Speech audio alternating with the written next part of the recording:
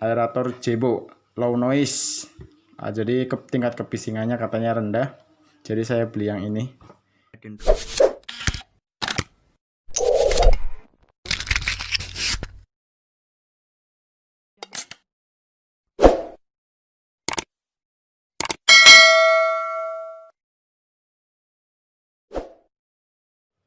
Yo minasang, konbanwa.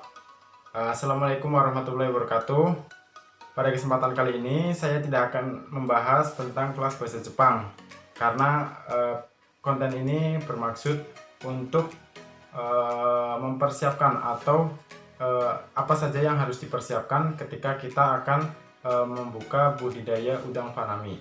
Setelah saya pelajari, antara kita beli di material mentah di toko bangunan dan saya beli produk-produk jadi, lebih murah kita beli produk jadi dan tidak repot. Jika kita membeli di toko bangunan material itu secara hitungan lebih mahal, maka dari itu saya beli beberapa alat atau beberapa barang untuk persiapan membuka budidaya udang fanami.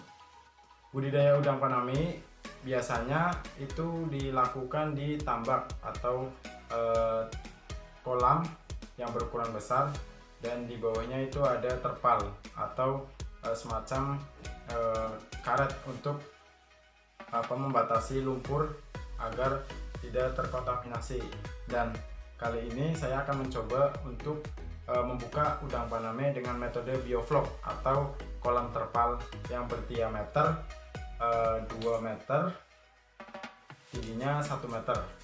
Dan di sini saya telah membeli kolam terpalnya dan nanti kita unboxing sama-sama. Baik, kita mulai saja unboxing satu persatu barang-barang yang telah kita beli. Jangan kemana-mana. Baik, selamat malam.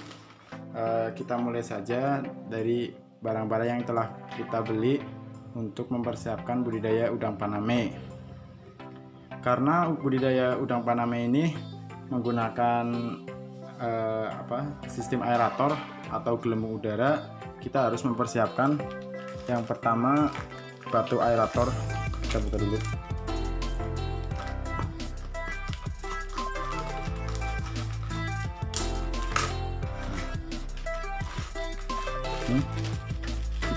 Saya beli batu aerator sebanyak 10 piece ya, ingat ya, aerator. Kemudian di sini saya beli entar dulu. Ini kita beli juga selang untuk menyambungkan beberapa udara ke beberapa titik yang ada di dalam kolam terpal saya beli 35 meter untuk kebutuhan 2 meter, kolam besar 2 meter, tinggi 1 meter. Lalu yang paling mahal itu ya ini. Wow, berat. Ini pompa aerator atau pompa angin untuk kebutuhan udara dari si udang fanami tersebut. Katanya cukup lumayan besar.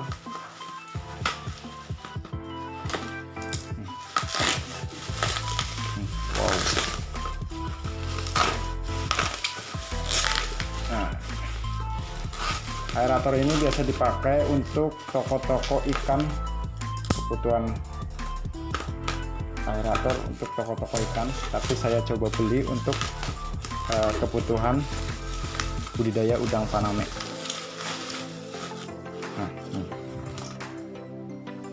Head flow diagram air pump.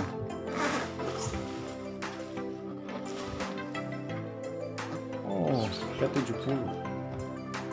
Ini adalah modelnya P70, P120,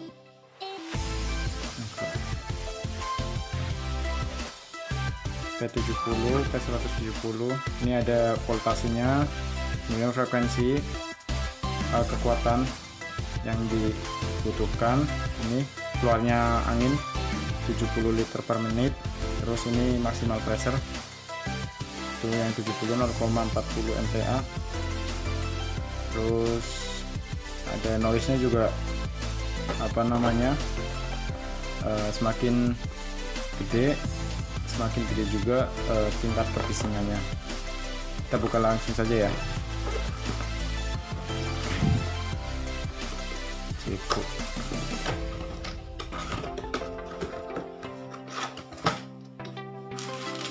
Ada buku panduan, bahasanya Mandarin. Kemudian ini juga ada bahasa Indonesia nih untuk deskripsi dari barang Jebo ini. Nah, di dalamnya itu ada satu kotak, satu unit. Nah,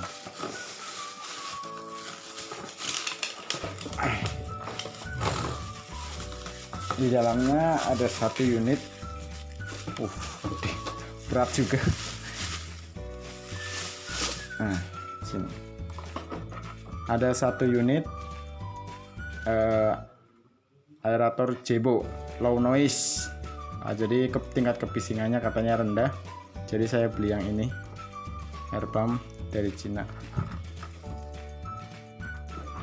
Terus kita lihat apa lagi di dalamnya.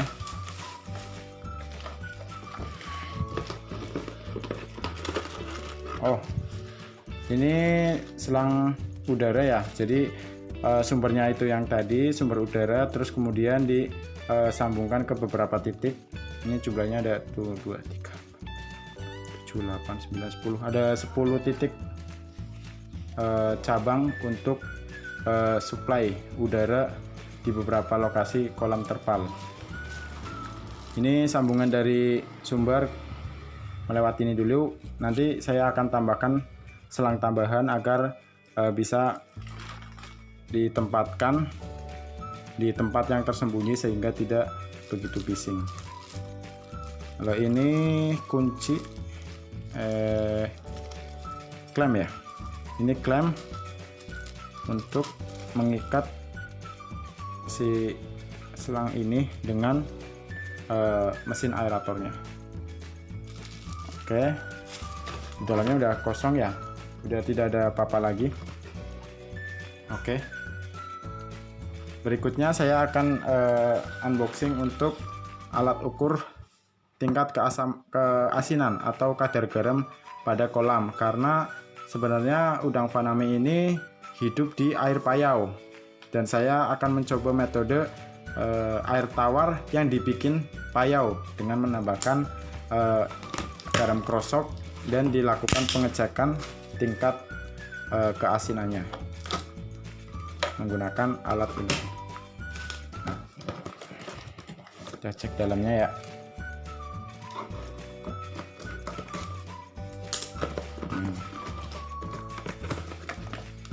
Nah, ini ada satu kotak alat ukur portable refractometer.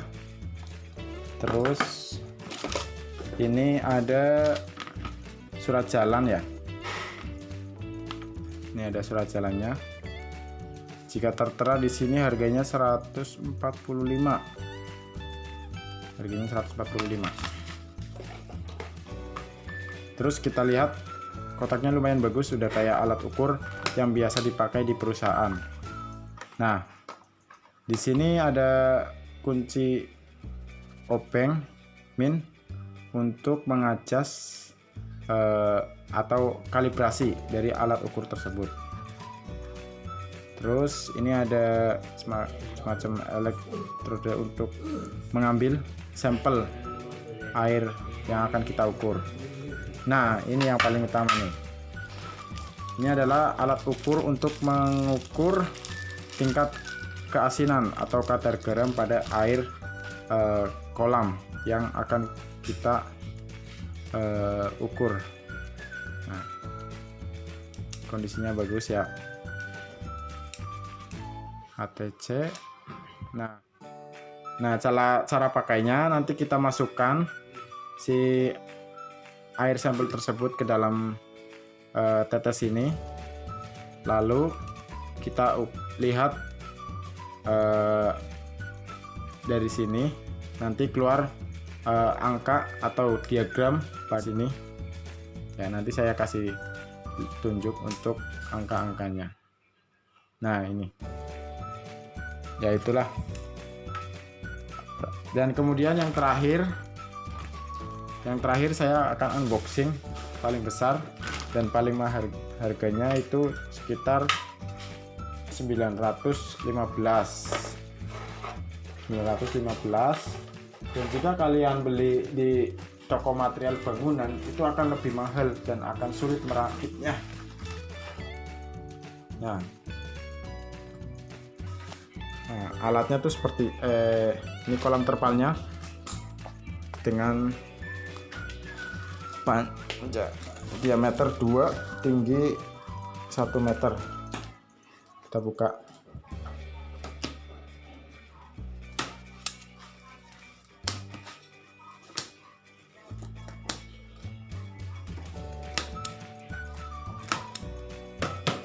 Oke, kita lihat dalamnya ya.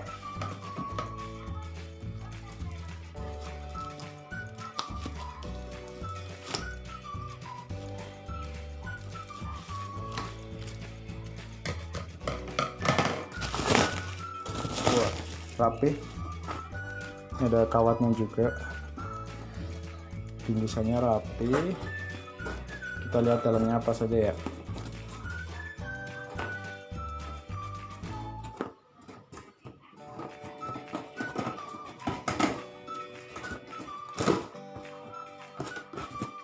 Bentrok.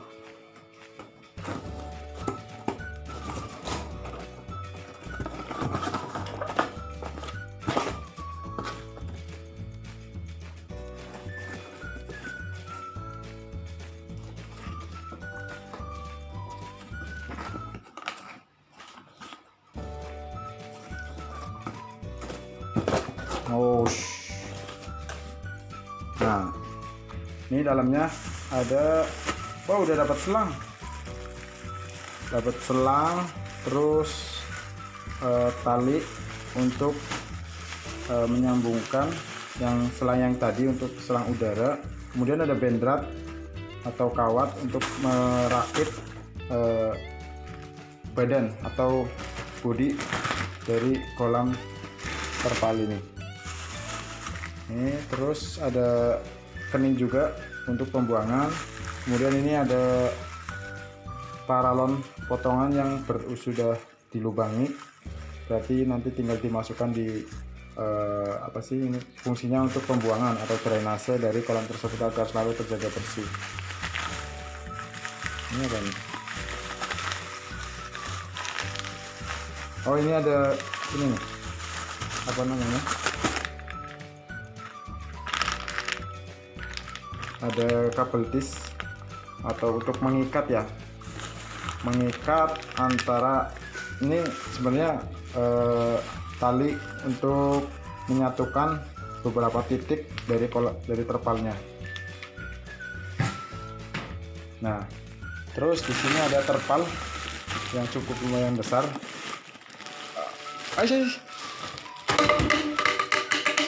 Nah, ini terpalnya nih.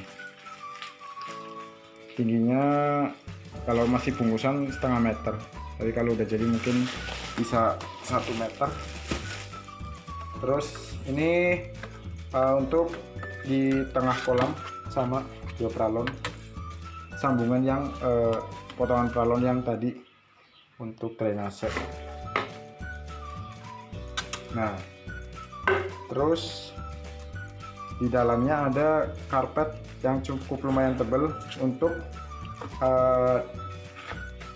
sekeliling dari kawat ram ini untuk melindungi terpal dari benda-benda tajam, sehingga si terpal tersebut terlindungi, maka tidak mudah robek atau terkena sesuatu.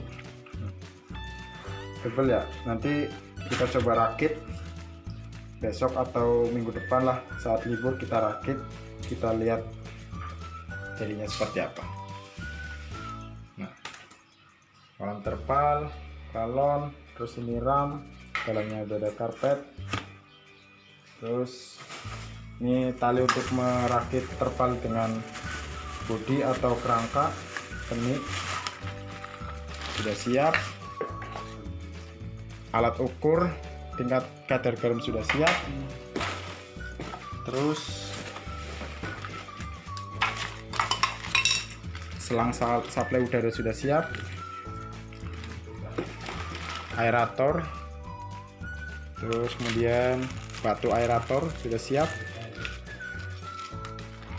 Nah, kita tinggal merakit kolamnya, lalu kita isi air. Dan poinnya itu ya, sebelum kita rakit ini kita harus kasih bawah pondasi bawahnya, kemudian kita isi air sebelum dilakukan penebaran benih dari udang Paname itu. Dan jangan lupa untuk mencuci ya, mencuci terpal selama 1 minggu, direndam dengan menggunakan pelepah pisang agar si bahan-bahan kimia yang terjadi saat pembuatan terpal ini hilang atau steril dari kotoran-kotoran, maka tidak membuat stres benih-benih yang akan kita tebar nanti. Oke, itu saja informasi yang bisa saya sampaikan. Minggu depan saya coba rakit kolamnya, kemudian saya isi air untuk menghilangkan bahan-bahan kimia dari si terpal tersebut. Bagi kalian yang ingin mencoba, silakan coba di rumah masing-masing, karena saya akan ingin mencoba budidaya Paname dari air tawar menjadi payau, karena standarnya atau biasanya si udang Paname itu hidup di air payau dengan tingkat garam yang tinggi, dan saya akan mencoba dengan tingkat kadar garam yang rendah. Makanya saya untuk mengontrolnya saya membeli alat ukur tingkat keasinan dari air. Semoga bermanfaat. Wassalamualaikum warahmatullahi wabarakatuh.